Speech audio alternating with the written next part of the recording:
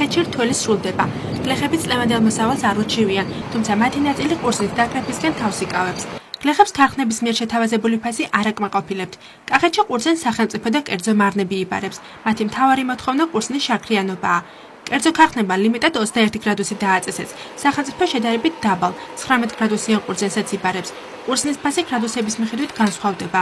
თელაველი ოლენკა ზუიევა ამბობს, რომ კილოგრამ ყურძენში 40 თეთრს აძლევენ. ეს ფასი ვენახის მოვლის ხარჯებსაც ვერ ფარავს.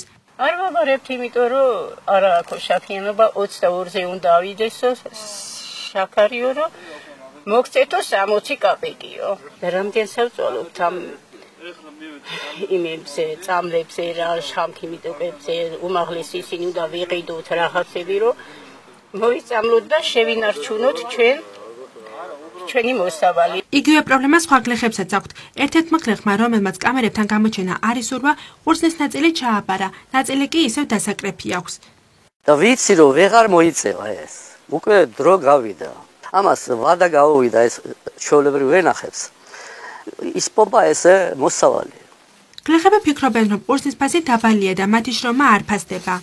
მინდა რომ ჩავაბარო, მაგრამ ვერ ჩავაბარებ, იმიტომ რომ ბევრისა გამოაბრუნეს, ზოგისა 17 გრადუსი იყო, ზოგისა ცოტა მეტიც და გამოუბრუნეს და რა ვიცი, მე კაპიკებში სადღაც ჩააბარეს, არ ვიცი. მე კი რაღაცას გავაკეთებ, ეს 1 ტონა იქნება, ზოგს 4 და 6 ტონა აქვს დასაკრეფი და ჩასაბარებელი და ვერაბარებს. ვერაბარებს, იმიტომ რომ ქარხანა არ იღებს, თუ 21-ზე ნაკლებია. გლეხების თქმით, შაქრიანობაზე საუბარი გასულ წლებში არ ყოფილა, რასაც თელავის ღვინის მარნის მთავარი მეღვინე უარყოფს. მისი თქმით, მარანი დაბალ გრადუსიან ყურძენსაც იბარებს და მისგან მცირე ოდენობის სპეციალურ ღვინოს ამზადებს. ეს ლიმიტი არის გამოწეული შეკვეთების მხრივ. რა რაოდენობაც არის შეკვეთა იმ სუფრის ღვინოზე, რომელიც გლეხს მოყავს, იმ ადგილ წარმოშობაზე, რომელიც სიანდრილ გლეხს მოყავს, ესე ვთქვათ, იმის მიხედვით ჩვენ ყიდულობთ ამ რაოდენობას. ზედმეტს ვერ იყიდი, იმიტომ რომ შენახვა ძვირი ჯდება, გადამუშავება და რაც რეალიზაციას და სამომავლო გაზდას შესაბამება იმ რაოდენობას ვიღებთ ყველაფერს აბსოლუტურად. ყველა საწარმო ცდილობს, რომ მაღალ შაქრიანი, მაღალ ალკოჰოლიანი, სრულსხეულიანი, მომწიფებული და ნორმალური ღვინო მიიღოს, რადგან გაყიდოს ბაზარი, იმიტომ ხარისხს ბაზარი ევროპაში გადატენილია ისე და იმ ხარისხით, რომელსაც ძალიან რთულია ეგ შესვლა და თაროს დადება, რომელიც თელავის ღვინის მარნის ბოთლი იქ არ ჩანს. ჩვენ მივიღეთ ის გადაწყვეტილება, რომ საბრენდედაც შევქმნათ ცალკე და ეს პირიქით ბრენდისთვის დადგენილია, რომ მაღალმჟავიანი, დაბალალკოჰოლიანი დისტილაციის მიღებული სპირტი ყოველთვის მაღალხარისხიანია, ვიდრე მაღალალკოჰოლიანისგან მიღებული შედარებით რა. გლეხები ფიქრობენ, რომ წელს ყურძნის ჩაბარების პრობლემა გასულ წელთან შედარებით უხმოსავლიანობამ შექმნა. შარშანდელისგან განსხვავებით, მარნებს ყურძნის არჩევის საშუალება მიეცათ. თელავის მუნიციპალიტეტში ამბობენ, რომ რთველი პრობლემების გარეშე მიმდინარეობს და ჩაუბარებელი ყურძენი არ დარჩება. წელს ყველანაირი ზედმეტი ექსცესების გარეშე ჩაიარა, თორემ ფაქტიურად უკვე დასასრულს უახლოვდებით, ქარხნები იღებენ, არც ერთი ხახანა არ არის, როგორც ამბობდეს ყურძენზე, თავარი კონდიციური იყოს ყურძენი და არანაირი პრობლემა არ შექმნილა ამ ეტაპზე ყოველ შემთხვევაში. ფაქტიურად ეგეთი ყურძენი არ არის, რომ 19-ზე ნაკლები იყოს. დაელოდებიან 2-3 დღე, თქვათ თუ 18 არის, რეალური 18 და ჩაბარდება ისიც. გამგებლის მოადგილე ყურძნის გრადუსის აქტუალობას ამინდებით ხსნის. წინა წელსაც იყო, მაგრამ წინა წელს ვინაიდან ძალიან ცოტა იყო ყურძენი, იმიტომ რომ გვალვების გამო ფაქტიურად არ იყო, შაქრიანობა ფაქტიურად იყო, იმიტომ რომ წყალი არ ქონდა ვენახს შესაბამისად შაქარი მაღალი იყო და წონაში ნაკლები იყო და ასე არანაირი პრობლემა არ ექნებოდა და წელს ვინაიდან წვიმიანი სეზონები დაუყვა, შაქრის დაგროვება ცოტა დაუჭირდა და იმიტომ არის რომ ეს ლიმიტი დაწესდა. ლიმიტი სახელმწიფოს არ აქვს, რამდენიც მივა იმდეს ჩაიბარებს. ესეთი ლიმიტი, თქვა, ზედაზღვარი არ არსებობს, რომ თქვა, ამდენი ტონის მერე ესეთი რამე არ არის. კერძო ქარხნებს აქვს, თქვა, 100 ტონა, 200 ტონა, რომელიც იქითაც უბრალოდ ვერ მიიღება. ფიზიკურად არ აქვს, თქვა, ჭურჭელი და მზად არ არიან ამისთვის. გლეხი, რომლის ყურძნის გრადუსი დამაკმაყოფილებელია, სახელმწიფოსგან სუბსიდიის სახით გაწითელდა 15 თეთრს, ხოლო საფერავზე 25 თეთრს იღებს. პატრონე იღებს 2 საბუთს, ეს არის ქარხნის საბუთი, რომელზეც არის თქვათ იმ შემთხვევაში სახელმწიფო ქარხნის შემთხვევაში ეს არის 30 თეთრი და პლუს 15 თეთრი, ეს არის 45 თეთრი. ანუ ვაუჩერზე იწერება წონა მარტო და მრავლდება შესაბამისად და ბანკში, ლივერტ ბანკში შეუძლიათ აიღო 5 დღის შემდეგ. ნოემბრის 30-მდე არის ამის გაცემის საშუალება. შარშან კურსის მოსავალმა 120,000 ტონა შეადგინა. წელს ამ რიცხვი 150,000-მდე ზრდას ვარაუდობენ.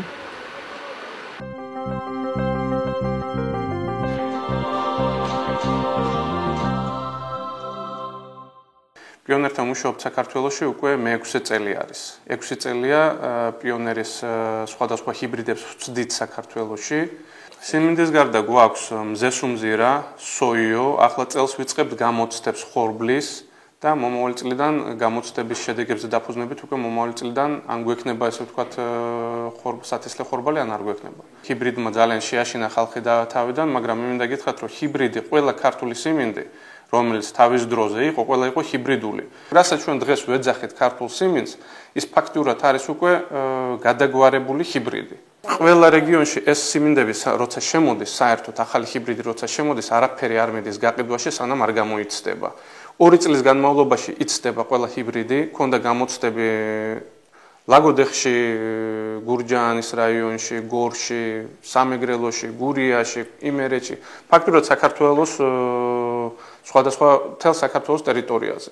ითვლება, რომ სოფლის მეურნეობა ძალიან ადვილი არის, რომ ამას არაფერი არ უნდა და ამიტომ ხალხი მაინც და მაინც სერიოზულ ყურადღებას ტექნოლოგიას არ აქცევს ამ ტექნოლოგიის შესრულებას. ყველა ჩვენ კლიენტს, ვინც ჩვენთან მოდის დაინტერესებულ ფერმერს ვეხმარებით. ვეხმარებით ცოდნით, ვეხმარებით იმით, რომ ურჩევთ, რომელი სასუქია კარგი, ტექნოლოგია როგორ უნდა დაიცვას, რომელი ჰერბიციდი არის კარგი. გამოცდილება გვაქვს ძალიან დიდი. ძალიან ბევრი ნაკვეთი დავიარე კორპორაციიდანაც გთხოვეს, კომისიებით შეიქმნა, ნაკვეთებშიც ვიყავით, ძალიან ბევრ ნაკვეთში მივედი და სურათი არის რა. ხშირ შემთხვევაში ნიადაგი არ იყო სწორად მომზადებული. უმეტეს შემთხვევაში ეს იყო ურწყავი ნაკვეთები. ჰერბიციდი გამოყენებული ბევრ შემთხვევაში საერთოდ არ იყო. სასუქი, რაც უნდა შეტანილიყო, იმის მესამედი დოზაც არ შესულა, ან საერთოდ არ შეუტანიათ. ანუ იყო საერთოდ როგორ გიხოთ, საერთოდ არ იყო არანაირი პირობა დაცული. მაგრამ ამ ნაკვეთების გვერდით იყო ქართული სიმინდის ნაკვეთები, სადაც ზუსტად იგივე სიტუაცია იყო, მაგრამ იმაზე ყურადღებას არავინ არ ამახვილებს. პოლიტიზირება ხდება ამ საკითხის, რომელთანაც ისევ და ისევ ჩვენ არავითარი კავშირი არ აგვაქვს. ჩვენ არა ვართ პოლიტიკური ორგანიზაცია და ყველა მსურველს ჩვენ შეგვიძლია ვასწავლოთ სიმინდის მოყვანა, ეს არის ჩვენი ამოცანა.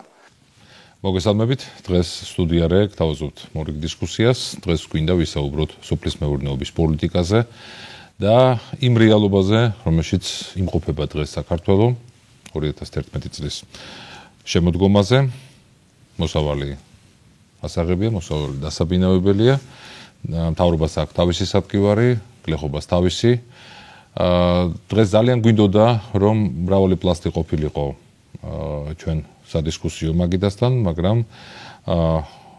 სტუმრებიდან გამომდინარე, მგონია, რომ აკადემიური საუბარი გამოგვია უფრო. ბატონი პაატა გოღუაშვილი, პროფესორი, ეკონომიკის მეცნიერებათა დოქტორი, აგრარიკოსი და ბატონი დავით ონოფრიშვილი, ასევე ეკონომიკურ მეცნიერებათა დოქტორი. და ბატონი დავით წარმოადგენს თავისუფალი დემოკრატების ეკონომიკურ საბჭოს, არის ამ საბჭოს თავმჯდომარე. დიდი მადლობა, რომ მოხვედით დღევანდელ გადაცემაში. რა თქმა უნდა, ჩვენი სურვილი იყო და ხშირად გვიწევს ბოლო ხანებში ამის ხსენება, რომ ამ თემაზე სასაუბროდ მოსულიყო ხელისუფლების უმრავლესობის წარმომადგენლები, მთავრობის წარმომადგენლები, მაგრამ სხვადასხვა მოტივით მათ უარი განაცხადეს, ზოგი საველე სამუშაოებზია, იქ აკვირდება რა ხდება სოფლად, ზოგს არ სურს ამ თემაზე საუბარი. თუმცა მაინც მიმაჩნია, რომ ჩვენი დისკუსიები, რომელსაც თბილისში ტელეკომპანია მაესტრო თავაზობს საზოგადოებას, მაყურებლებს და რეგიონებში სტუდიარეს პარტნიორი რეგიონული ტელევიზიები უფრო მეტად აკეთებს აქცენტს სამოქალაქო ღირებულებებზე, აკეთებს აქცენტს დემოკრატიულ ფასეულობებზე, მაგრამ მიგვაჩნია, რომ სწორედ ეს ღირებულებები უნდა განსაზღვრავდეს სოფლის მეურნეობის განვითარებასაც მომავალში. საერთოდ რა მდგომარეობაა დღეს საქართველოს სოფლის მეურნეობაში და არსებობს თუ არა რაიმე პოლიტიკური კონცეფცია, რომელზეც შეიძლება ვისაუბროთ ღიად. თქვენი დავიწყოთ ბატონო. ამ მდგომარეობაა ეს. ზურფასო ზვიად. მე კრიტიკოსად დათოს ხედვებისა და პოლიტიკური ორგანიზაციის ხედვებისა არ გამოვდგები. მაგრამ მე შევეცდები, რომ ამ შემთხვევაში მე მგონი ორივე უნდა გამოდგეთ კრიტიკოსად იმ პოლიტიკის, რაც არის. როგორც რა თქმა უნდა, მაგაში გეთახმები, მაგრამ როგორც მეცნიერი მე გამოვთქვამ ჩემს მოსაზრებას, როგორც დათოს მიერ მომზადებულ ძალიან კვალიფიციურ სტრატეგიასთან დაკავშირებით და ასევე სხვა პოლიტიკური პარტიებისა, რომლებმაც ცოტა შორის გამომიგზავნეს თავიანთი პროგრამები, რომ ჩემი მოსაზრება აინტერესებთ მათ. ეხლა რა მდგომარეობაა? რომ არ გამოვიდეს ისე, რომ მე მაგალითად მხოლოდ და მხოლოდ ვაკრიტიკებ და ცუდ ვამბობ, ვიტყვი მხოლოდ და მხოლოდ იმას, რაც დაწერეს ევროკავშირის ექსპერტებმა, როდესაც შეაფასეს 2010 წლის საქართველოს მთავრობის მიერ გაწეული მუშაობა, აი აღმოსავლეთის სამეზობლო პარტნიორობის, ესე იგი, ფარგლებში. და რომ არ გამომივიდეს ის, რომ ესე იგი მე რამე ჩემიზე დავამატო, პირდაპირ წაგიკითხავთ, აი რა ბრძანეს ევროკავშირის, ესე იგი, ექსპერტებმა. ევროპელი ექსპერტების 2010 წლის ანგარიში, რომელიც ევროკავშირის სამეზობლო პოლიტიკის სამოქმედო გეგმის განხორციელებას ეხება, ნათქვამია, რომ საქართველოს სოფლის მეურნეობის მდგომარეობა საგანგაშოა. მთავრობას აგრარული პოლიტიკის კონცეფცია და სექტორის განვითარების სტრატეგია, სამოქმედო გეგმა არ გააჩნია. შარშან საქართველოში სოფლის მეურნეობის პროდუქციის წარმოების მოცულობა ისევ შემცირდა, ამის გამომწვევი ფაქტორებად ევროკავშირი აგროსექტორის პოლიტიკაში თანმიმდევრობის არარსებობას, ცუდად განვითარებულ საჯარო მომსახურებას, კრედიტების შეზღუდულ ხელმისაწვდომობას, მოძველებულ ტექნიკას, აგრომწარმოებისადმი ხელშეწყობის არარსებობას და სხვა ხელისშემშლელ მიზეზებს ასახელებს. პრაქტიკულად შემიძლია გულწრფელად თქვა, რომ ის კრიზისული სიტუაცია, რომელიც ამ სფეროში შექმნილია, დღეს საჭიროებს არა რაღაც ევოლუციურ, არა რაღაც, ესე იგი, განვითარებაზე ფიქრის ღონისძიებების განხორციელებას, არამედ განსახორციელებელია ისეთი მკაცრი ღონისძიებები, რომლებიც დარგის გადარჩენისაკენ იქნება მიმართული. მიუბრუნდებით მაგსაგეს აუცილებლად მაგაზეც მინდა საუბარი. აი ამ მიდგომას, ამ პოზიციას, რომელიც ახლა ბატონმა პაატამ წაიკითხა, იზიარებთ თქვენ მართლა ასეთი საგანგაშო ვითარებაა, როგორც დაუშვათ იგივე ევროპელი ექსპერტები საუბრობენ. ნამდვილად საგანგაშოა. მე მგონი არც ბატონი პაატა და არც მე და არც თქვენ და საერთოდ საქართველოს მოსახლეობა, რომლებიც არა მარტო ქალაქში ცხოვრობენ, არამედ სოფლათაც დადიან, ხომ?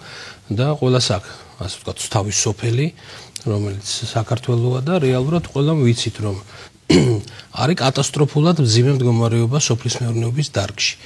პრაქტიკულად 7 წელია, ესე იგი, რაც ვარდების რევოლუციის შემდგომ უკვე ამ ნაციონალური მოძრაობის და ხელისუფლების პოლიტიკად იქცა, რომ არანაირი პრიორიტეტი, არანაირი რეალური დაფინანსება, მხარდაჭერა სოფლის მეურნეობას არ უნდა ჰქონოდა. ეს გამოხატულია ციფრებში, გამოხატულია იმ ტენდენციებში, რაც 2004-2005 წლიდან დაიწყო და პრაქტიკულად 2011 წლამდე შენარჩუნდა.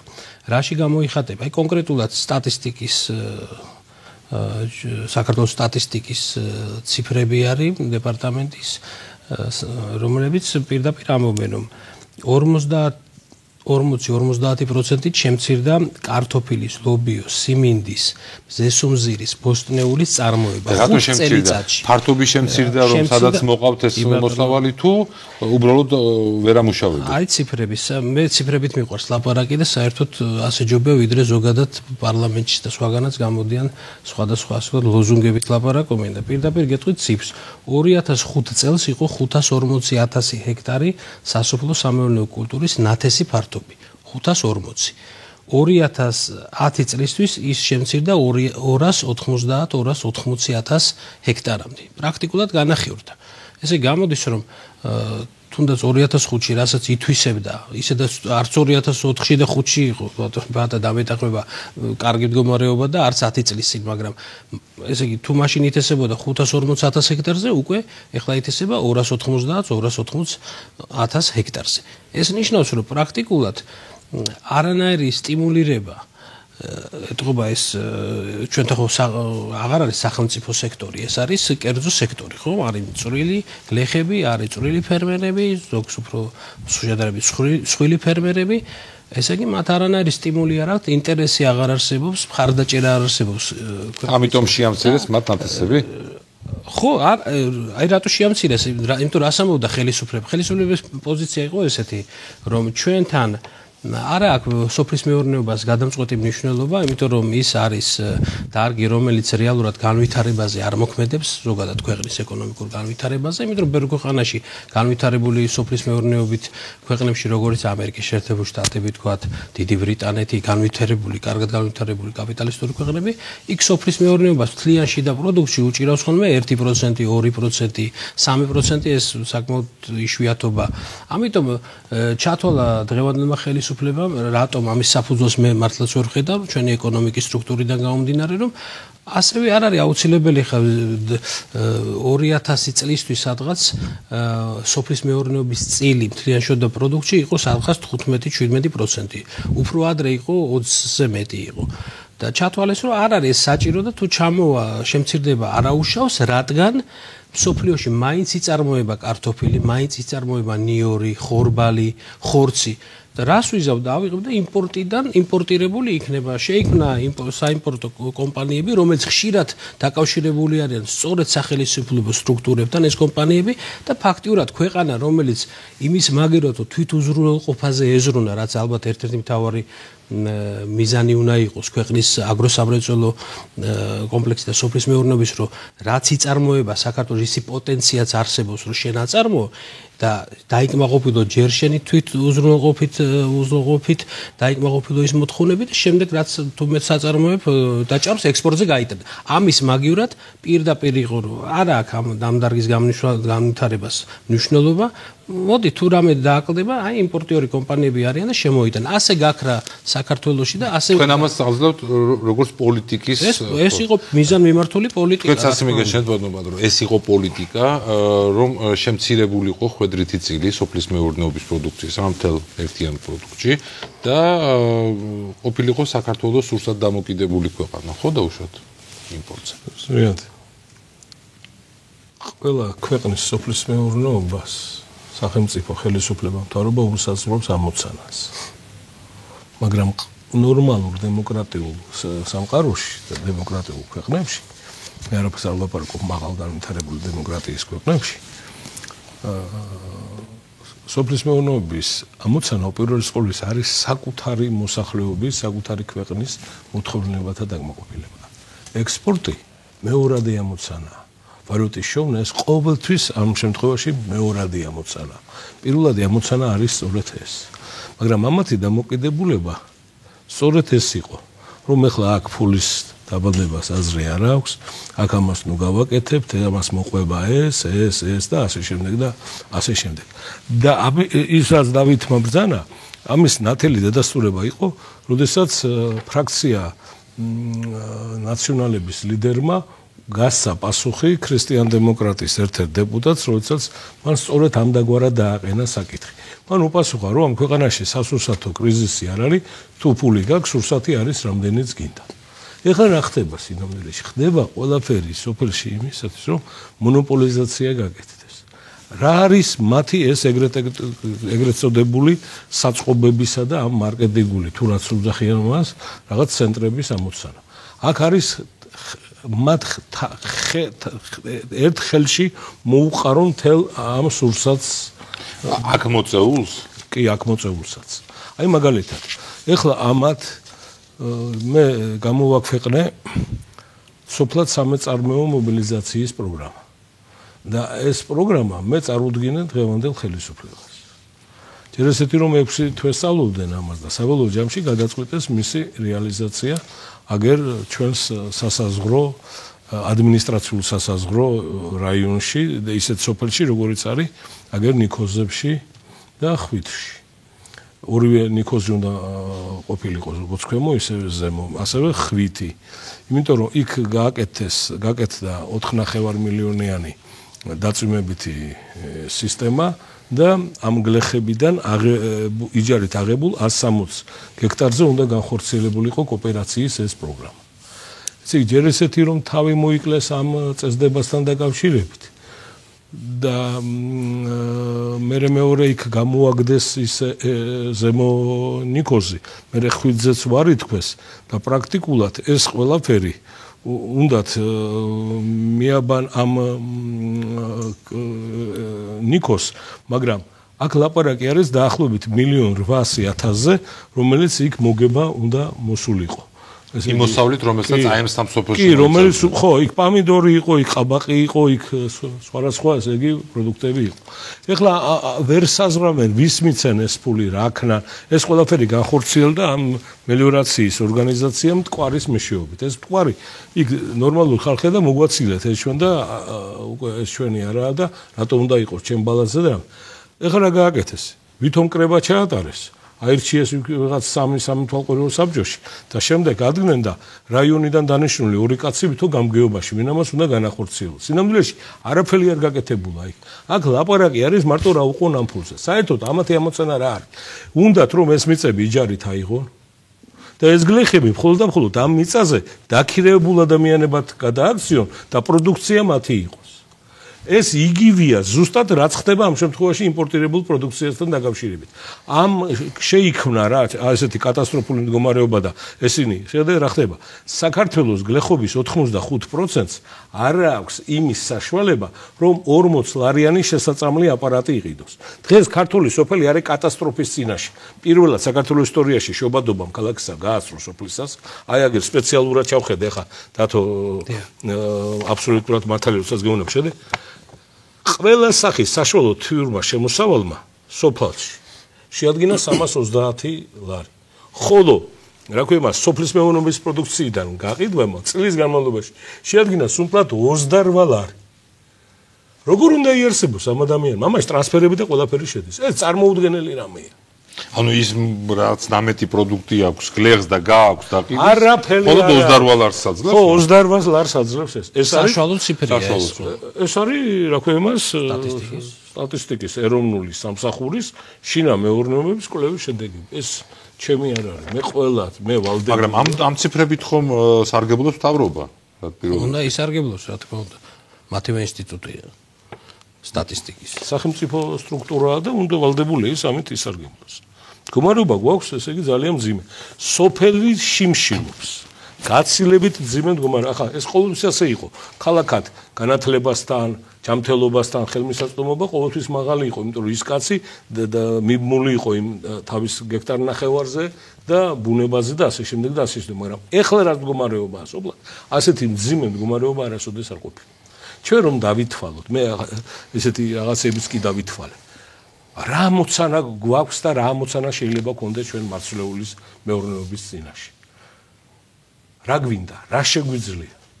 ჩვენ საბოლოო ჯამში ჩვენ შეგვიძლია და ეს უკვე გაკეთებულია და დასრულებულია 60-70%-იანი თვითმზრუნველყოფა გავიკეთოთ. მარცვლში. ჩვენ ამის ყველა საუბრობთ ხორბალზე, შვრიაზე. ხორბალი, simindy, ქერი მოსიმინძე ალბათ მოგვიწევს კიდევაც ცალკე საუბარი. ამაზე ჩვენ ესე იგი ამოცანა რა არის? საკვები რა გვჭირდება სასურსათი ადამიანისათვის და რა გვჭირდება მეცხოველეობისათვის. ეს და რა გვჭირდება სათესლად. ასევე იმ ჩემო ბატონო მეცხოველეობის მეფრინველობისათვის მათი გამოსაკვება და ასე. ეს ყველაფერი დათვლილია, ეს ყველაფერი გაკეთებულია. ეს გაკეთებულია თითოეული რაიონის მიხედვით, ეს უკვე გამზადებულია. მაგრამ ჩემთვის აი მთელ ამ პროგრამებში ყველაზე მთავარი იყო ის, რომ მართალია არავითარი დარაიონება არ მოხდარა.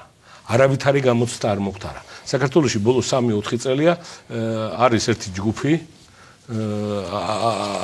ადამიანებისა, რომელიც დისტრიბუციას ეწევიან ამ ამერიკული ჰიბრიდებისა, სიმინდის.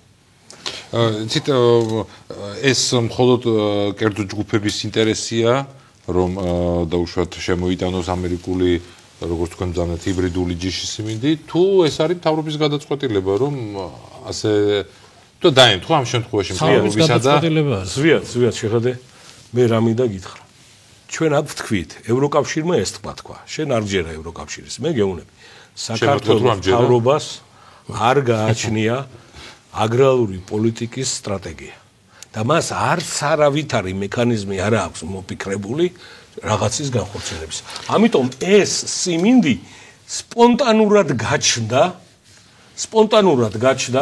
დაიძახა ვიღაცა მოდი ეს სიმინდი შემოვიტანოთ, ეს სიმინდი დავთესოთ და ამაზე ავაგოთ ელექტროს. ზრიად, როგორ შეიძლება საქართველოში რაც არ უნდა გავიწიოთ და გამოვიწიოთ 150,000 ჰექტარზე მთელი საქართველო რო დათესო ას არის 150,000 ჰექტარი თლად. უკრაინა 1,000,000 ჰექტარს თესავს სიმინდს და ის არ ამბობს რომ ჩემო ბატონო აბშენდიო. რა დროს მექი ვაშაკიძე და კოლხეთის ცისკარი და სიმინდის რესპუბლიკაა? რა უნდა გაიტანო შენ რო აქ ჩემო ბატონო რაღაცა მოგება. იყო რამე გახლო ბატონო დავით რომ სიმინდის პროგრამას ეწევა. არ ყოფილა მაგაშია. მე სხვა კუთხით წარმართა რატო იყო შეჩერებული ჩემი აზრით და ალბათ ექსპერტების ალბათ დამეთანხმება არ ვიცი პატარა სიტყვის, მაგრამ ფაქტია რომ როცა გამოჩნდა, ესე იგი რა მოხდა, არ აქცევდნენ სოფლის მეურნეობის განვითარებას, პრიორიტეტი არ იყო ეხლანდელი მთავრობისა და ნაციონალური მოძრაობისათვის, მაგრამ მოხდა შემდეგი, რომ ფასების დამ და საერთოდ სოფლიოში სასურსათო ფასების დამ სხვადასხვა პროდუქტებზე ძალიან მძიმე მდგომარეობაში ჩააყენა ძალიან ბევრი ქვეყნის მთავრობა და განსაკუთრებით ის მთავრობები, რომლებიც გაუფიქრებლად არასწორად და არასწორად აფინანსებდნენ, ან საერთოდ არ აფინანსებდნენ და არ აქცევდნენ ყურადღებას სოფლის მეურნეობის განვითარებას. ამან გამოიწვია ის, რომ ის იმპორტირებული პროდუქცია კიდევ უფრო ძვირი გახდა. და ფაქტურად ინფლაცია და გაძვირებული სასურსათო პროდუქცია და თქვენი თითქმის საარსებო მინიმუმი არის სულ სადღაც უკვე არის 160 ლარი, სადაც უდიდესი ნაწილი უჭირავს სურსათის პროდუქციას და მედიკამენტებს, ძირითადი, ასე ვთქვათ, ადამიანისათვის. და აღმოჩნდა, რომ იმ ფასებით, ამ სასურსათო პროდუქციის ფასებზე არა 12-13%-ით საშუალოდ რაც იყო ინფლაცია, შარშა და ძალიან მაღალი ინფლაცია, არამედ მთელი 30, 50, 100%-ით გაიზარდა, თქვათ, მთელ რიგ პროდუქტებზე ფასები. ამით, როგორც ჩანს, ნაციონალური მოძრაობის იდეოლოგები მიხვდნენ, რომ სერიოზული პრობლემა ჰქონდათ, რომ ხალხი უკვე ან შიმშილის პირასაა, ვეღარ ყიდულობს. სოფლის მეურნეობაში არაფერი არ ხდება და აფლაცია იყო. და რა გადაწყვიტეს? აბა ჩემი მოსაზრებით, აბა რა არის ყველაზე სწრაფად რა შეიძლება მოვიყვანოთ, რომ უცბად ჩვენ დავეწიოთ ძველ დონეზე ავიდეთ. და ეთყობა გაახსენდათ ამ დროს ჰიბრიდული სიმინდი. ჰიბრიდული სიმინდი რა შეეხება ამერიკის შეერთებულ შტატებში, ჩემზე კარგად მოიხსენება ექსპერტია და პროფესორია პაატა, რომ მთელ რიგ შტატებში იქ არის სიმინდის შტატებია და 10 ტონაც მოდის ჰექტარზე და 15-იც მოდის, მაგრამ აიღეს და კოპირების მაგალითით მოინდომეს ამის გაკეთება და მე რაც ჩემი თვალით ვნახეთ, მაგალითად კახეთში შეიძლება მოვიდა და 8 ტონაც და 10 ტონაც ჰექტარზე, მაგრამ მთელი დასავლეთი საქართველო წარმოიდგინეთ, მე ვენახებ იმაში ვიყავი სიმინდის ყანებში, სადაც ადამიანებს აი საერთოდ არაფერი არ მიუღეთ, არა თესლი რომელიც მათ მიცეს, საერთოდ სესხად იმასაც ვერ დააბრუნებს და დათესა სიმინდი ქართული მოვიდა იგივე 2.5-3 ტონა, იქვე დათესა ამერიკული ჰიბრიდული და არაფერი არ მოვიდა. და მიდის ტელევიზიებში PR ამ არხებზე, რომ ჩვენ გადაცემაში რომ მარტო კარგი სიტუაცია. ჩვენ მეუბნებით, რომ პოლიტიკური პარტიები გასაგებია, რომ კარგია სადღაც, მაგრამ აგერ 10-15,000 ადამიანი, რომლებიც საერთოდ გაკოტრების პირას არიან, ან გაკოტრენ, იმიტომ რომ ბოლო ფული ჩადეს, ამითი მათ უნდა დაებრუნებინათ თესლის ფული, მე რაც დარჩებოდათ მოგება, პირადად უნდა გამოეყენებინათ, ხო? არაფერი არ მიუღია. აი ახლა ჩვენმა კოლეგებმა ოზურგეთის ტელეკომპანია გურიადან მოამზადეს სიუჟეტი ზუსტად რა მდგომარეობა აი ამ ერთ კონკრეტულ რეგიონში სიმინდთან დაკავშირებით და ახლა შემოგთავაზებთ ამ სიუჟეტსაც და მე ალბათ უფრო გაგვიადგილდება ჩვენს დისკუსია და ჩვენი მაყურებლისთვისაც იქნება უფრო გასაგები ეს პრობლემა. ამერიკული ჰიბრიდზე არსებული ლეგენდები დღეს უკვე ფაქტებმა გადაფარა. ახსნებითა და განმარტებებით ამ მარცვლეულ კულტურას მოსავლიანობით ყოველგვარი მოლოდინისთვის რომ უნდა გადაეჭარბებინა, მოლოდინებიც და ფერმერები ცოტაზე უფრო მეტადაც იმედგაცრუებულები დატოვა. კონკრეტული ჰიბრიდი ოზურგეთის მუნიციპალიტეტში ათვისებული 250 ჰექტარი ფართობიდან დაახლოებით 40 ჰექტარი გაწილებული დარჩა. ყველაზე სავალალო კი ის არის, რომ მოსავლის იმედზე ბანკებიდან კრედიტის სახით გატანილი ათასობით ლარი ისევე შთანთქა წყალმა, როგორც თავად სიმინდის ღივები. გამოცდილი აგრონომები საუბრობდნენ, რომ დასავლეთის გარკვეულ ფართობებზე ნიადაგი ძლიერ ტენიანია და თუ სათანადოდ არ დამუშავდა ჰიბრიდული კულტურა ბერი ხეირებსო, მაგრამ აგებებდნენ პასუხად მინისტრ კვეზერელის დაპირებას მიწების წინასწარ დამუშავებასთან დაკავშირებით და პიარ კამპანიამაც თავისი გასაკეთებელი საზოგადოების დაჯერება შეძლო. მოსავალი კარგი იქნებაო, ჩვენ ამისთვის შევძინეთ. თუ მოდიოდა 800 კილოგრამი, ჩვენ გვითხენ ტონანახევარი იქნებაო იმაზე და მაგრამ მოსავალია, კი ხედავთ როგორია. მატლით შეესია და როგორც ასეთი მოარე, რაც კი შემეძლო, გამალ სამჯერ თოხი უკენი, კულტივაცია გუკეთდა სასუქი მის დროზე უქენი ყველაფერი და გაწმიდა. სოფლის მეურნეობის დარგში ოზურგეთის მუნიციპალიტეტის გამგებლის მოადგილის ლაშაღლონტის თქმით ფართობების გაწმილების მიზეზი წვიმიანი ამინდების გამო ნიადაგების დროულად დაუმუშავებლობა გახდა. შექმნილი პრობლემაც მხოლოდ კლიმატურ პირობებს დაუკავშირეს. უმეტესობა ფართობები, რომლებიც გათვალისწინებული იყო ის რომ სადანაჟარხებნა მოწესრიგებული იყო რომელფერმაც გაატარა ეს ღონისძიება ან ბუნებრივად იყო დაუზიანებელი ამ შემთხვევაში არის კარგი შედეგი მოსახლეობის ბრალეულობა ახლა პიტაბი შეიძლება გადაბრალების არ მინდა რომ გამომივიდეს მაგრამ უბრალოდ თავის დროზე არ იყო აგროღონისძიებები გატარებული. მოვლის პროცედურები დროულად არ ითვალისწინებდნენ რჩევები. მიღებული ზარალიდან გამომდინარე გლეხობისთვის ელემენტარული შეღავათების ვერ გაწევაზე დღეს უკვე იმაზე უფრო დამაჯერებლად საუბრობენ, ვიდრე თავიდან თავად ჰიბრიდის ავკარგიანობაზე. მოსახლეობამ აუცილებლად უნდა გადაეხალოს, იმიტომ რომ არ არის ის დიდი თანხები, შეღავათები არ იქნება. რატომ თავიდანვე არ იყო ინფორმირებული მოსახლეობა იმ რისკ ფაქტორებზე, რაც გვალვაგამძლეობით გამორჩეულ ჰიბრიდს დასავლეთის ტენიან ნიადაგებზე შეიძლებოდა მოსვლოდა. ან დაუშვეს თუ არა შეცდომები პიარ კამპანიების დროს ამაზე სწავლული აგრონომი, ბიოლოგიურ მეცნიერებათა ასოცირებული დოქტორი მარინა სუნგულია საუბრა. აი ესეთი ცუდი პიარ კამპანიის ცუდად მიწოდებული ინფორმაციისა და ცუდად მიწოდებული თესლის პირობებში შედეგი რაც მივიღეთ ამას ველოდი. ადგილზე დაირღვა უპირველესად რეკომენდაციები არ იქნა მიწოდებული. ხალხმა არ იცოდა რომელ ჰიბრიდთან ჰქონდა, რა ხასთან ჰქონდა საქმე, იმიტომ რომ ჯერ დაიწყო დაძალება, ფულის შეწერა, მერე ამ თესლის მიწოდება, გაცუდება გამოიწვია ძირითადად ინფორმაციის არ ქონდამ და მეორე დიდი მიზეზი. უნდა შესწავლილიყო, იყო თუ არა ესეთი დასენიანებული ეს ნიადაგი. აი ესეთი ჭარბტენიანი მხარე როცა ვართ დასავლეთი, სოფლის მეურნეობა გარკვეულწილად რისკ ფაქტორს ყოველთვის შეიცავს, მაგრამ ჩვენთან რისკის ფაქტორი გაცილებით მეტია. ამის შესახებ ხალხისთვის უნდა ეთქვათ, იმიტომ რომ როცა ესე ძვირადღირებულ სიმინდს დაძალებით ათესინებ ადამიანს, ინფორმაცია მაინც უნდა მიაწოდო ბოლომდე, რომ მიიღოს იმ ადამიანმა მოსავალ.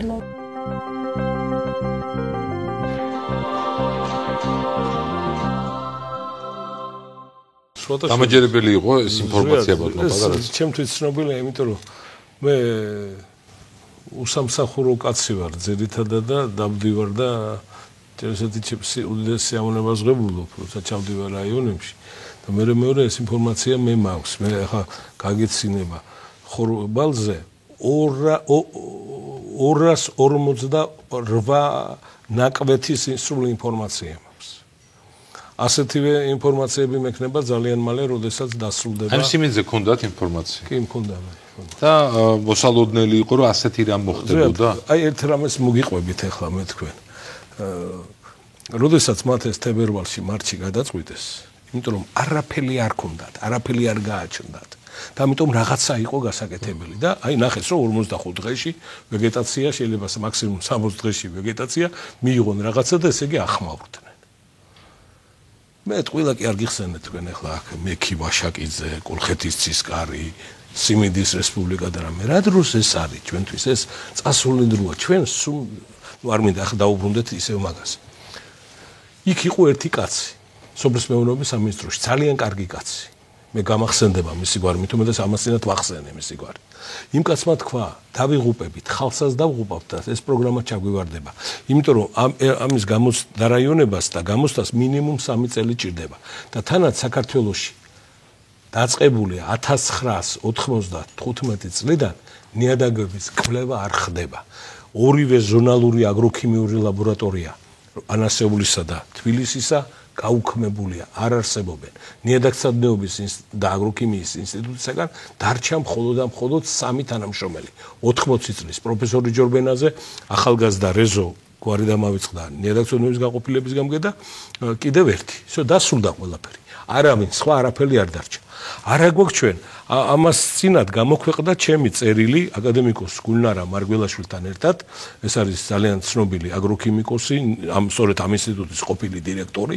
საქართველოს ნიადაგებში შევისწავლეთ საკვები ელემენტების ბალანსი. ეს არის წარმოუდგენლად გამოღარიბებული, ესე იგი მცენარეს გაცილებით მეტი გამოაქვს, ვინმე შიგ შეგვაქვს ჩვენ აზოტის, ფოსფორის თუ კალიუმის სახით. ეს გააჩნია ზაზონაში სხვა არის. ესე კატასტროფულ მდგომარეობაში ვართ. ამიტომ იმასმა თქვა რომ მოდიო რეკომენდაციები მაინც მივაწოდოთ იმ ტიპის ნიადაგზე რის საჭირო მინერალური სასუქის თუ გამოკვების რეკულტივაციის თუ რამე და რა შედეგი. მაგრამ შეიძლება მიდგომა ესეთი იყო რომ ამ მიწაზე ხომ მაინც მოდის სიმინდი? არ არის მასე, კაცო, ის ჯიში არ მოვა იქ, ის ჰიბრიდი არ მოვა, კაცო, იქ. კარტოფილი ყველგან ხო არ მოდის. წვანილი ყველგან ხო არ მოდის. პამიდორი ყველგან ხო არ მოდის, მხოლოდ არაპროფესიონალიზმი იყო ამ შემთხვევაში. მხოლოდ არაპროფესიონალიზმი და ეს მე თქვენს რომ აგერო მივიდეთო სოფლის აკადემია და ის მეცნიერება არ გამაგონოთ. მაშინ მონახეს ეს აგროქიმიური ზონალური ლაბორატორიის უფროსის მოადგილე უწესიერესი უპატიოსნესი კაცი შეგნებულად არ ვასახელებ მის სახელს და გვას და უთხრეს მას ბატონო 15 წელი არავითარი კვლევა არ ჩაგვიტარებია არაფერი არ ვიციან და ისევ თუ ქალბატონ გულიკოსთან მივალთო და ქალბატონი გულიკო შეიძლება თავის უდიდესი ცოდნით და გამოცდილებით რაღაცა ვითხრას და მივიდა ეს კაცი და გულიკოს თხო გულიკო მოთხრა როგორ შეიძლება ეს კვლევისა და იმის და ანალიზის და მიჩატარების გარეშე არა ქალბატონ გულიკო ძალიან მაწალემ და ქალბატონმა გულიკო მიახლოვებითი ჩვენ ბატონო სხვადასხვა ზონაში სხვადასხვა კუთხეში სხვადასხვა მხარეში სხვადასხვა რაიონში რომ ვიცოდით ჩვენ ბატონო სად რა ითესებოდა თქვა 20 წლის წინათ დაახლოებით აი ასეთი რეკომენდაციები გასცა მათ რა თქმა უნდა ეს არ გამოუყენებიათ იმიტომ რომ ვერ გამოიყენებდნენ ამიტომ დარჩა ეს იცი რა ღირს 350 კილოგრამი აზოტია საჭირო აღმოსავლეთ საქართველოში გექტარზე. პირველი ჩემობატონო გამოკვების დროს 150 კილოგრამი და მეორე გამოკვების დროს 200 კილოგრამი. დასავლეთ საქართველოში ამას ემატება კიდევ ჩემობატონო 80 კილოგრამი ორივე გამოკვებაზე ფოსფორი და კალიუმი. 80 კილოგრამი. საქართველოში საერთოდ არ აწარმოებთ კალიუმს და ფოსფორს და ეს რო იშოვო არ ვიცი მე ამას რა ჭირდება. ამის გარდა ხნა ჩასატარებელი ძალიან მაღალ დონეზე და არის ესეთი ნიადაგები განსაკუთრებით ჩვენი ყვითელმიწა და წითელმიწა ნიადაგები დასავლეთ საქართველოში რომელსაც ერთი ხნა არ ყოფნის. მე არის ფრეზი, ხანდახან ორიჯერ უნდა ფრეზი. მე არის ფარცხვა. პირველი კულტივაცია, მეორე კულტივაცია გამოთოხნა რა ეს ძალიან სერიოზული ჩემობატონო დანახარჯებთან გადის, მაგრამ ის კაცი ის რომ ლაპარაკობდა ახლა, ის თავის შრომას ამაში არ თვლის. მე მიხვდით ის თავის შრომას ამაში არ თვლის. ეს სერიოზული რამეა. მე როდესაც დავწერე წერილი რომ იაფის საკვების ეპოქა დასრულდა ჯერ კიდევ 2008 წლის შემოგვიდონო იანვარში და გამოქვეყნდა მიკრო-მაკრო ეკონომიკაში ის ეფუძნებოდა იმ ბოლო კვლევებს რაც ესე იგი გამოქვეყნდა The Economist-სა და ესე იგი აიოვა შტატში. მე ვიყავი პირველი ქართველი ამ დამოუკიდებელი საქართველოსთან რომელიც თავის ფეხით ჩავიდა აიოვაში და ესტუმრა ბატონ ჯონსტონს პიონერის პრეზიდენტს. მისი შვილი ერიკი ჩემი მეგობარი გახდა. მე მეორეჯერაც ვიყავი იქ აიოვაში. მე ჩემი ზურგით ჩამოვიტანე 100-მდე სხვადასხვა ჰიბრიდი თავისი ქიმიით, რომლის ფული გადაიხადა გენიალურმა კაცმა ჯონ კრისტალმა. ასევე ჩამოვიტანე საქართველოში ძალიან ბევრი რაოდენობის სხვადასხვა ჯიშის სოიოს ჯიში, გარი სტაინზის მიერ გაკეთებული. იქ და ეს სამწუხაროდ საქართველოში დაიკარგა და გაქრა ეს ყველაფერი. იმიტომ რომ ის რაც გამოცადეს მაშინ აბაშისა და სენაკის რაიონებში რატომღაც არ მიეცა ამას შემდგომი განვითარება, იმიტომ რომ იმ ქართველმა გლეხკაცმა მაინც ადგილობრივი ქართული ჯიშები და ჰიბრიდები ენაცვლა. მაგალითად იგივე სენაკის რაიონში ძალიან კარგად მუშაობს ლომთაგორას ჰიბრიდები, მაგრამ წელს იქ ეთყობა რაღაცა მოხდა და მაგალითად ერთი ახალგაზრდა კაცის 20 გექტარზე ლომთაგორამაც ვერ მიიღო ვერავითარი მოსავალი. ამიტომ ეს გასაკვირი არ არის, ამას დაერთო ასევე ეს უამიდობებიც. და პრაქტიკულად მდგომარეობა არის ესეთი კატასტროფა. მე ხა ბატონ დავის მინდა ვკითხო რა უნდა ქნას ახლა მაშინ იმ გლეხმა? მე მინდა გითხრათ რომ კიდევ ერთხელ გავამახვილო რომ აბსოლუტურად არაკომპეტენტურად იყო წარმართული. პირველ რიგში სოფლის მეურნეობის სამინისტროსაგან ამ ჰიბრიდული სიმინდის პროგრამის განხორციელება და რეალურად კიდევ ერთი ალბათ დავამატებთ იმას რომ გარდა იმისა რომ მათ დაარიგეს გარკვეული ბუკლეტები, რაღაცა ინსტრუქციები რიგ ადგილებში და მოგვიანებით, იმიტომ რომ საერთოდ გაუქმებულია და პრაქტიკულად არ არსებობს საქართველოში აგრონომის ინსტიტუტი. თქვენ გახსოვთ რომ ყველა სოფელში თუ არა გადაწყვეტილება რომ ყველა სოფელს უნდა ყოველთვის აგრონომი. არა, ჯერსეთი გადაწყვეტილება რამე იყოს, არ ვიცი, მე ვიცი რომ აგრონომი ყავდა ყოველთვის ყველა სოფელს, შეიძლებოდა მათი გადამზადება, უფრო კარგი სპეციალისტების კიდე დამატება. ეს ინსტიტუტი როგორც ყველა დარგში წელში აკეთებენ ერთი ხელის მოსმით და გაუაზრებლად საერთოდ გააუქმეს, დაფინანსება მოუხსნეს აგრონომებს. ეს ყველა სოფელში თუ არა, ყველა დიდ სოფელში და ყოველ მეორე მესამე სოფელში მაინც იყო აგრონომი, რომელიც ეხმარებოდა გლეხს, მეურნეობა იყო, თავისი მოსაზრება აგროვადებთან დაკავშირებით რა შეეტანა, როდის და რანაირად. დღეს ეს ხო არ არსებობს. ამიტომ ეს სიმინდი როცა დაარიგეს, ზოგმა მიიღო ის ინფორმაცია, ზოგმა უმეტესობა ვერ მიიღო, არც უნახია თვალით და არც არის არ გარშემო არავინ არ ყავდა, რომ ეკითხა მაინც, რომ აი თუ რაღაცა უჭირდა, რა გაეკეთებინა და ფაქტობრივად კავშირი გაწყვეტილი იყო სიმინდი მიცეს და უთხრეს, რომ შენ აი წლის ბოლოს ფული მოიტანე ამ სიმინდის თესლის. აქ დამთავრდა უმეტესობასთან ურთიერთობა. შედეგი შესაბამისი ვალდებულება ჰქონდა მთავრობასთან, რომ კრედიტი აიღო და დიახ, კონტრაქტში ესე წერია. ფაქტობრივად ის საბანკო კონტრაქტებითა მეც ნანახი მაქვს 7 თვის თავზე მოგვიტანეთ ეს თანხა გადაგვიხადეთ. კილოგრამ სიმინდის თესლში 17 ლარი.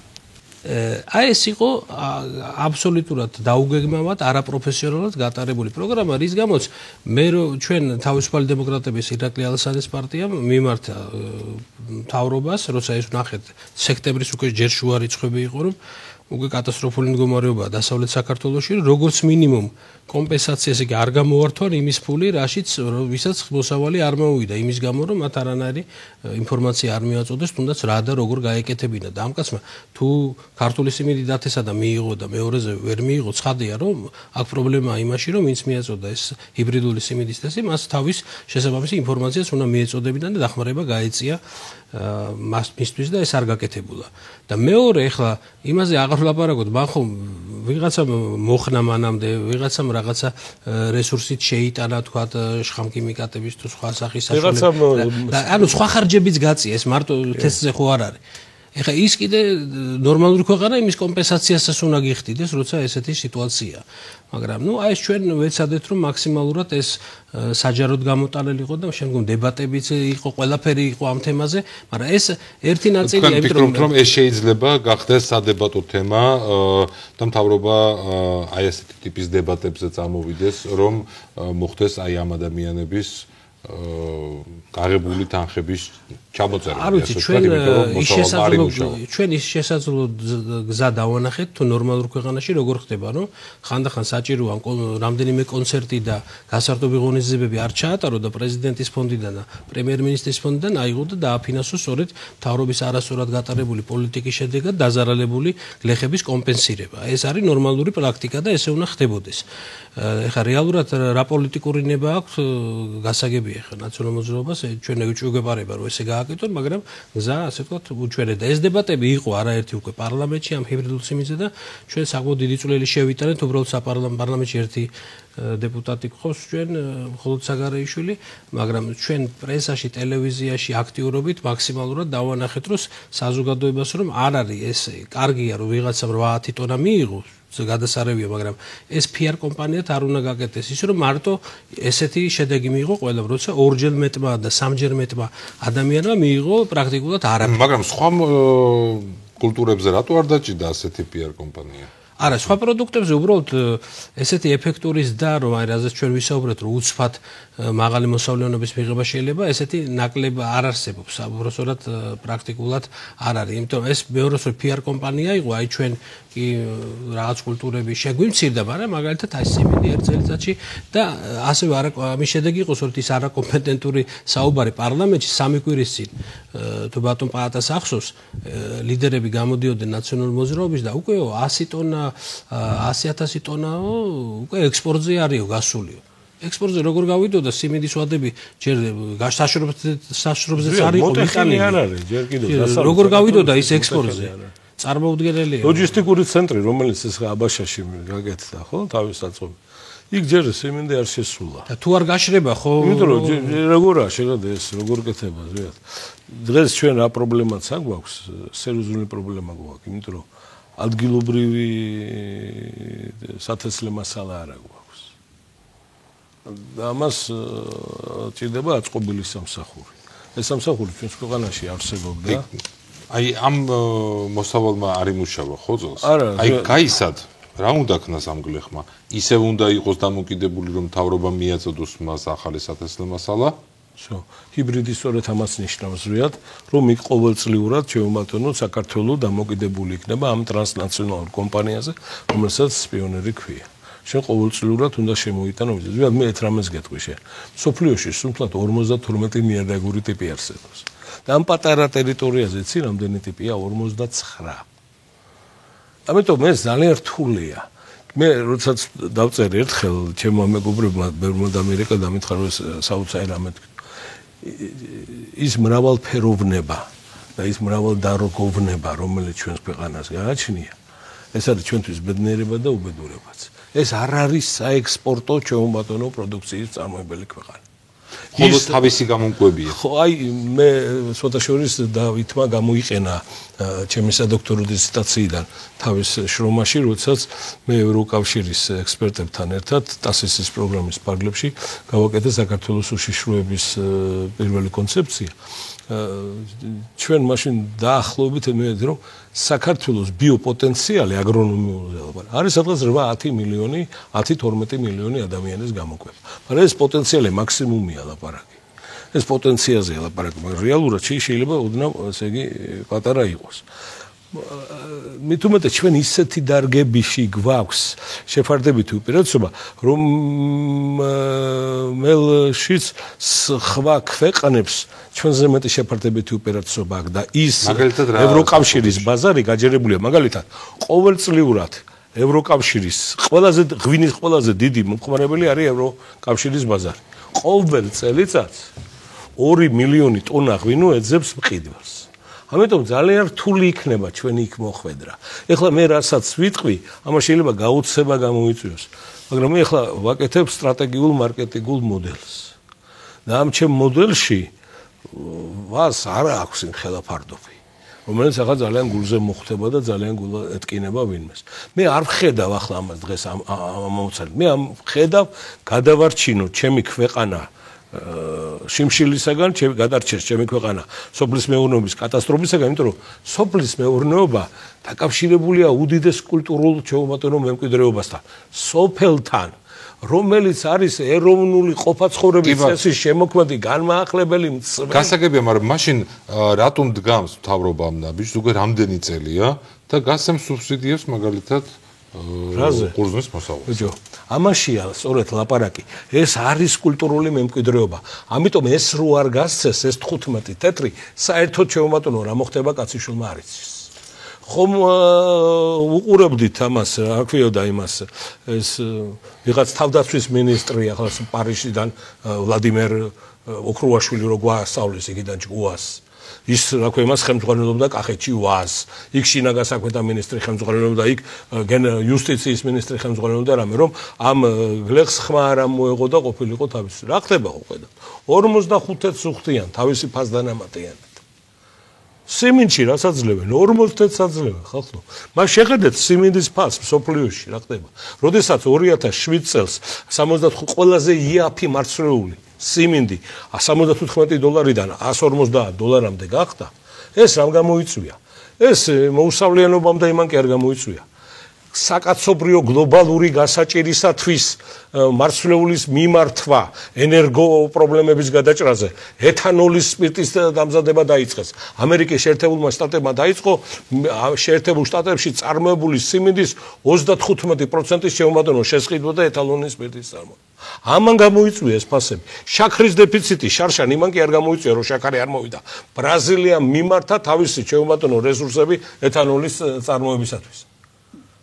ფასების შეუმატნო მომატება შენ ხوار გონია რომ ღარიბ ღატაკ და ჩვენაირ ჩამორჩენილ გლეხებს და ქვეყნებს დაეხმარება. ნუ რას უგაცავ თუ არ იქნა მთავრობის კეთილი ნება და მთავრობის გონივრული პოლიტიკა არაფერი არ გამოვა. მიუხედავად იმისა, რასაც მისი უწმინდესობა იძახის რომ ქნათ ეს არაფერი არ გამოვა ხელისუფლების დახმარების. აი ამ გლობალურ საფრთხესაც ბატონი პაატა საუბრობდა. არის რაიმე მექანიზმები, რომელსაც ერთი მხრივ შეიძლება მთავრობა დახვდეს მზად, ან თქვენ რას თავაზობთ?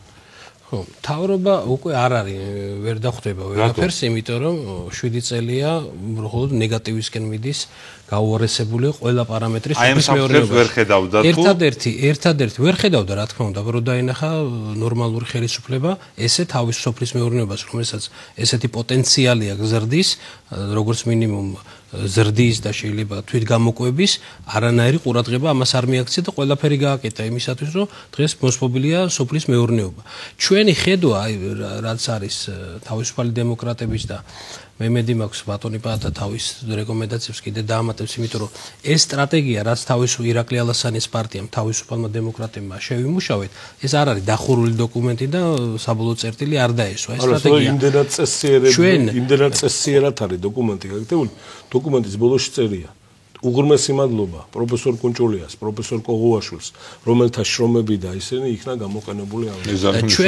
ჩვენთვის მნიშვნელოვანია, რომ დამატებით თუ იდეები წამოვა გასაუმჯობესებლად, ცხადია ეს დოკუმენტი ღია არის ასეთი დამატებითი იდეებისათვის, მაგრამ არსი რა იყო? არსი იყო, რომ ესე იგი ყოფილიყო ასე ვთქვათ, მუდმივი ზრდა, ყოველწლიური ზრდა სოფლის მეურნეობის პროდუქციის, ანუ მიღწევადობა იყოს, მიზანი არის იყოს მდგრადი ზრდა აგროსამრეწველო, აგროგადამამუშავებელი სოფლის მეურნეობის პროდუქციის ერთი, მეორე ზრდა სუბსიდირების ხარჯზე? არა, ზრდა ნაწილობრივ სუბსიდირების ხარჯზე, ამასაც გეტყვით.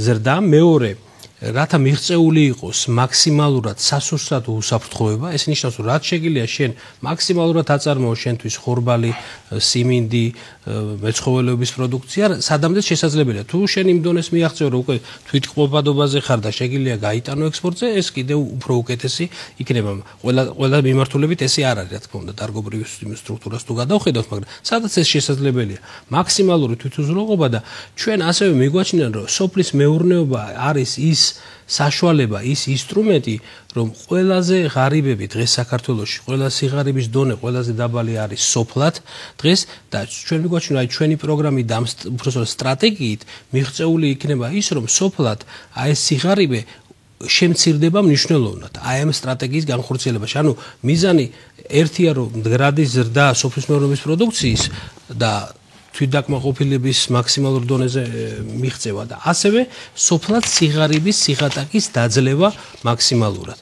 ეს კომპონენტები არის მნიშვნელოვანი. ეს არ არის. ეს მეორე კომპონენტიც ასევე ძალიან დიდ ფინანსურ დახმარებას მოითხოვს, ხო? იცით რა, არა, ეს გარკვეულწილად ნიშნავს, რომ შენ თუ ეხმარები სოფლის მეურნეობას, ხელს უწყობ. აქ ბევრი სხვადასხვა ნიუანსები და ამაზეც თუ გნებავთ მე გეტყვით, მაგრამ პირველ რიგში მე მინდა თქვა, რომ აი ეს გადამმა სიღარიბის დაძლევასა და სოფლის მეურნეობის განვითარებასთან მიმართებაში არის აბსოლუტურად ერთმანეთთან დამოკიდებული კომპონენტი. ეს არ არის მარტო ჩვენი მოგონილი, ეს არის საერთაშორისო დონეზე განხილული საკითხია, ექსპერტები ამას მათი აზრის გავითვალისწინეთ და ეს რას ნიშნავს, როცა დღეს სტატისტიკა ამბობს, რომ სოფლად მოსახლეობის თითქმის დიდი ნაწილი არის თვითდასაქმებული. რატომ? იმიტომ რომ მას აქვს რაღაცა მიწის ნაკვეთი. ეს ავტომატურად ცხადია არ ნიშნავს, რომ ის იმდენს მოიწევს, რომ ან მხოლოდ თავის თავს კვებავს, ან კიდე დამატებით რომ ის გაყიდოს. კი არიან ცხადია ფერმერებიც არიან, წვრილი ფერმერებიც არიან და არიან ძლიერი გლეხური მეურნეობებიც არიან, რომლებსაც აქვთ ამის საშუალება. მაგრამ მასიურად არის, აი ნებისმიერ სოფელში ჩაბრძანდით და ყველა მიცის ალბათ ეხლა ვისაც სოფელია და ზაფხულობით მაინც დადის, რომ უამრავი ადამიანი ცხოვრობს სოფლად, რომელსაც არანაირი ელემენტური ფულადი საშუალებაც არ აქვს. იმას ბევრ რეგიონში წყალიც კი არ აქვს, რომ მორწყას თავის ნაკვეთი და ფულადი საშუალება, რომ შეიტანოს პესტიციდი, შხამქიმიკატი, მოხნას, დათესვა, ამის საშუალება არ აქვს და თუ ამაში შენ არ დაეხმარები, ის ვერასდროს თვითონ ვერ განავითარებს ამას. ამიტომ მთელი რიგი ნაბიჯები უნდა გადაიდგას იმისათვის, რომ რეალურად ეს სტრატეგია განხორციელდეს. ამიტომ ჩვენ მიგვაჩნია, რომ ამისათვის საჭიროა შეიქმნას სოფლის მეურნეობის განვითარების ფონდი. აი თუ გნებავთ მე ამას თუ გნებავთ მოგვიანებით ჩამოგითვლით რა არის ჩვენი სტრატეგიის ძირითადი მთავარი ამოცანა რა უნდა იყოს, ყველაზე მთავარი ამოცანა რაც შეიძლება დღეს დაისვას და მისი გადაჭრის ყველაზე სწრაფი გეგმა იყოს, რომ თქვენ ხატავთ ვითარებას, ბუნებრივია ეს ვითარება არის სხვადასხვა დოკუმენტში მოტანილი, მაგრამ გამოსავლის გზა რა შემდგომარეობს? გამოსავლის გზა კატასტროფა არის სოფელში. გამოსავლის გზა არის რამდენიმე მიმართულებით. აქ არ არის ერთი ესეთი წამალი, რომელიც თქვენ თქვათ არის გაქვთ მაღალი ტემპერატურა და მარტო ერთი წამალს მიიღებთ ტემპერატურის დამწევით და თქვენ კარგად გახდებით. სოფლის მეურნეობა იმდენად დაავადებულია დღეს არასორი მართვით და არასორი პოლიტიკით, რომ მას რამდენიმე სხვადასხვა წამალის დანიშვნა უნდა. პირველი ერთი წამალი გახლავთ ის, რომ რეალური ფინანსური მხარდამჭერა ამ დარგის არ არსებობს ელემენტარულ დონეზე. მე აგერ მაქვს მოტანილი ევროკავშირის მიერ რეკომენდირებული პროცენტები ბიუჯეტთან მიმართებაში. ჩვენი ბიუჯეტი არის დაახლოებით 7 მილიარდი ლარის ფარგლებში. ევროკავშირის მრავალი გამოკვლევების შედეგად ამბობს, რომ თქვენ ასეთი ტიპის ქვეყანა, ისეთი ტიპის ქვეყანა, როგორიც თქვენ ახართ, თქვენ გჭირდებათ დაახლოებით ბიუჯეტის 4-დან 5%-მდე იყოს გამოყოფილი ასიგნებანი სოფლის მეურნეობის განვითარებისათვის. აქ მრავალი სხვადასხვა მიმართულება იგულისხმება, თვითონ დახმარება, მცირედი სუბსიდიები, ხელშეწყობა, კონსულტაციები. აი მაგას გეტყვით ზუსტად. ამის თქმა მინდა 2005 წელს ეს 5% თქვა ბიუჯეტის იყო 117 მილიონი და მთავრობამ მაშინ გამოყო 41 მილიონი ლარი. მერე 2006-ში იყო 160 უნდა გამოყოფილიყო აი ამ ხედვით 172 და გამოყო 63. ანუ ნახევარსყოფა. 2010-ში? აი გეტყვით 2010-ში როდესაც ნაციონალურმა მოძრაობამ განაცხადა რომ ჩვენი საპრეზიდენტო სააკაშვილმა თქვა ჩემი მთავრობა ეს არის სოფლის მეურნეობის აგრარული მთავრობა არის. აი როცა ამას აცხადებდა ევროკავშირის რეკომენდაციით სოფლის მეურნეობის ბიუჯეტი უნდა ყოფილიყო განვითარებაზე 313 მილიონი და გამოყოფილიყო 30 მილიონი ლარი. ეს 30 მილიონი ლარი, იცით რა არის? 30 მილიონი ლარი არის, აი ორჯერ ნაკლები თანხა თბილისში რო ახალი ხიდი აშენდა ძველ თბილისში. და 30 მილიონი ლარი არის რამდენიმე კონცერტი რო ჩაატარეს ბათუმში და თბილისში. აი დაახლოებით ეს თანხა, აი ამას ეს თანხა ხმარდებოდა სოფლის მეურნეობას 2010 წელს. როცა უნდა ყოფილიყო 300 მილიონ ლარზე მეტი. აი ეს არის მიდგომა, აი ეს არის პოლიტიკა, ეს არის პარლამენტის მიერ დამტკიცებული ციფრები. აი ეს თანხა, რასაც დაუშვათ მაგალითად ევროკავშირი რეკომენდაციის სახით თავაზობს მთავრობას უნდა იყოს 300 მილიონი და მეტი. არა, ესეთი ნაწილია ცხადია პოლიტიკისა, მაგრამ ეს თანხა უნდა გაიღოს საქართველოს მთავრობამ. ეხლა მე ერთი რამე მინდა გითხრა. ქართული სოფელი ეს არის ღირსეული ადამიანების საცხოვრებელი და ეს არ არის რომ ხელგაწერი და მომეცი და სუბსიდია და რაღაცა მაჩუბი. რატომ ჩვენ ბოლო ხანები ძალიან ხშირად გვესმის სუბსიდიის მოთხოვნა. მე არასწორია ეს. არ ჭირდება მას სუბსიდია. მას ჭირდება სუბვენცია მაგალითად. მას ჭირდება მოკლევადიანი მოკლე პროცენტიანი ხანგრძლივადიანი კრედიტი. შეხედა სამი რამე არის, ტრიადა არის განვითარებისათვის საჭიროს არის. ბაზრის ტენდენციების ცოდნა, ანუ საშუალოვადიან პერიოდში მან სწორად განსაზღვროს ფასი. მეორე, ეს არის საჯარო მომსახურების სტრუქტურები, ანუ აგროტექ, ზოოვეტ მომსახურებისა და მატერიალურ-ტექნიკური საშუალებებით მომარაგების სტრუქტურების არსებობა ქვეყანაში, რომელიც არ აქვს. და მესამე, ეს არის კრედიტების ხელმისაწვდომობა. რა არის საჭირო, რა გააკეთეს და რა გამოცდილება ამაში სოფლიოში. ძალიან ბევრმა გააკეთა სპეციალური აგროსაკრედიტო სისტემა. ამის ნათელი დასტურება არის. დავითი იყო ის პირველი ქართველი, რომელიც სოფლიო ბანკში გაუშვა საქართველოს მთავრობამ 1993 წელს. და მან იცის ძალიან კარგად რა არის FFS, ფერმერთა საკრედიტო სისტემა. მან იცის რას ნიშნავს ფერმერთა საკრედიტო ადმინისტრაცია ფინანსთა სამინისტროში, სოფლის მეურნეობის სამინისტროსთან ერთად. დავითმა ძალიან კარგად იცის რა იყო ფრანსის აგრიკოლი. ანუ ფერმერთა საკრედიტო სისტემა, ასევე ჰოლანდიური, ბელგიური და ამის გამოცდილება თქვენ წარმოიდგინეთ საქართველოში არსებობდა ჯერ კიდევ რუსეთის იმპერიის დროს საკრედიტო კავშირების სახით, ჩემო ბატონო, როცა შეიქმნა ფასანაურის ამის რამე. როდესაც ილია ჭავჭავაძემ 1885 წელს წერილი მიწერა მეფის, ეს არ არის ისტორია. რომ უთხრა რომ მომეცი იაფი კრედიტის გაცემის უფლება უარი უთხრა. და პასუხი გამოსცა რომ ეს იმდენად მნიშვნელოვანი საქმეა მე თვითონ შევქმნიო და თავად შექმნა მიწის ბანკი და დაიწყო მაგრამ ილია ჭავჭავაძემ გააკრიტიკა მიწის ბანკის დებულება იმ ნაწილში რომ ის ბანკი არ იძლეოდა უფლებას ვენახისა და ბაღის ყიდვისა და ილია ამბობდა ვისწრაფდა ისეთი ბანკი რომელიც ამას ამიტომ რომ იმან ვერ გაითვალისწინა საქართველოს შემოგვადანო სპეციფიკა ქლეხს ეს ჭირდება ეხლა მე გადავხედე დავითის ეს ფონდი ძალიან კარგი რამეა მაგრამ ძალიან დიდ საპროცენტო განაკვეთზე ლაპარაკობს დავითი 8%-ზე მაღალია დავითი კონოპატა პრობლემა რო არის ეს და ჩვენ საზოგადოებასაც რომ აწუხებს, სწორედ ამიტომაც გადავწყვიტეთ ამ თემაზე დაგვიწყო საუბარი. დიდი მადლობა პაატა კოგუაშვილს, დიდი მადლობა დავით ონოფრიშვილს ამ გადაცემაში მონაწილეობისათვის და იმედი გვაქვს რომ თქვენ კიდევ უფრო მეტი კითხვა გაგიჩნდებათ, რომელსაც მოგვაწვდით ჩვენი სტუდიის ვებგვერდის მისამართია www.studio.org. აქვე ამავე ვებგვერდზე შეგიძლიათ ნახოთ ამ გადაცემის ჩანაწერი და ასევე შეგიძლიათ დაგვიკავშირდეთ ტელეფონის ნომრებზე 233 2019 2 33 12 56. დიდი მადლობა მომავალ შეხვედრამდე.